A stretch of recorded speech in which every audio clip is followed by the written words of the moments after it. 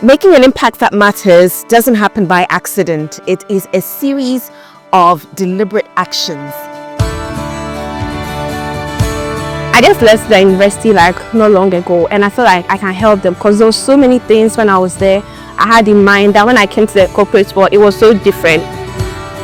So in Ghana, for the very first time, we're going into universities. We're off to the University of Professional Studies and to Accra Technical University. And so it will be very exciting for us going there, and also exciting for the students to realize what can become of your life based on mentorship, career development, and intentional actions. And in a world where young people are often overwhelmed by concepts, this gesture can be a life-changing one. It's a young individual who is now coming up in the world of business. I have no experience, so the program taught me a lot. How to go about mentorship, internship, and the companies I'm supposed to look out for, and then stuff I'm supposed to do as a person.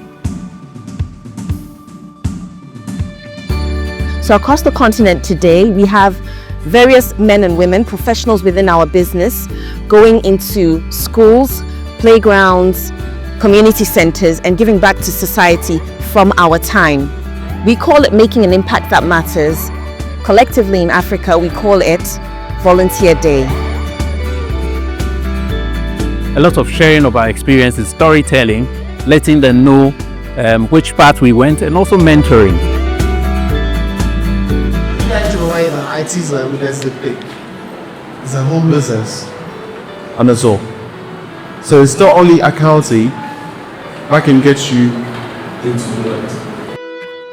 Deloitte is a very diverse company, fosters inclusion. So if you come there, even if you did a week, you'll find something to do over here, which in the end will make an impact that matters. I learned a whole lot about how to apply for a job, being specific, being deliberate, when you go for interview, how you present yourself, and also how you express yourself. And today's event is one of the most meaningful on this campus this year. In fact, this year is one of the most meaningful.